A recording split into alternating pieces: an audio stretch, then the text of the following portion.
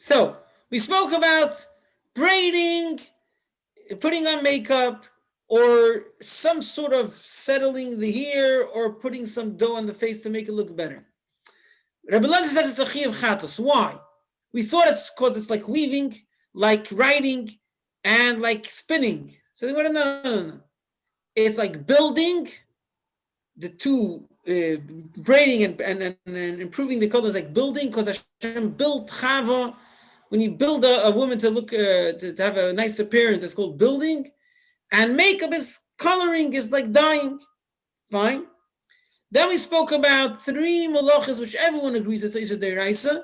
Milking, making the cheese when you just separate the whey from the solids, or making cheese when you're actually making it firm, stuck together.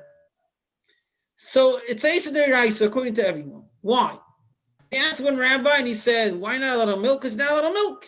Why not allowed to make PC cheese? Because you're not allowed to.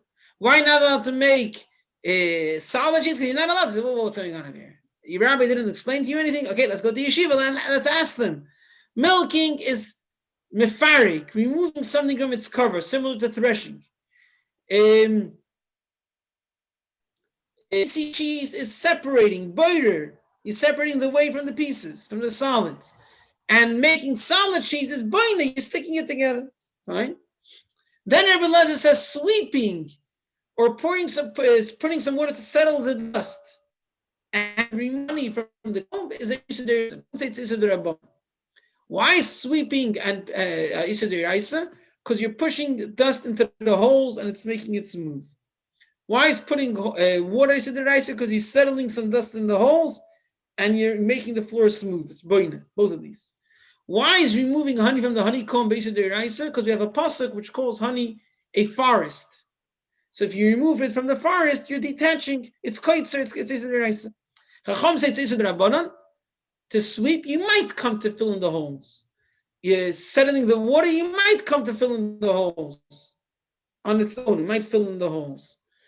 And taking out the honey, okay, that's a separate thing. It's similar, I guess, to mefarik, similar to squeezing liquids, and therefore it's Isa Derabanan.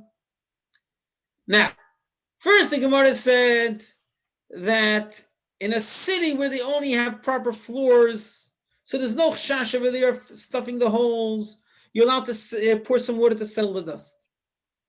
Then the Gemara said that even in a place that you're not allowed to, when they have earth floors, you have an eitzah. You can wash your face, your hands, your feet all over until it settles it, because since we're only afraid that you might settle it, and you're not doing it directly, you're only afraid you might fill in the holes, but you're not doing it intentionally. So it's only a Siddur Rabbanon. And you're doing it in an unusual, it's fine. Lahalacha, even on an earth floor, you're allowed to settle the dust. Sweeping not on an earth floor, because you might come to intentionally fill a hole. Washing, you might come to intentionally fill a hole.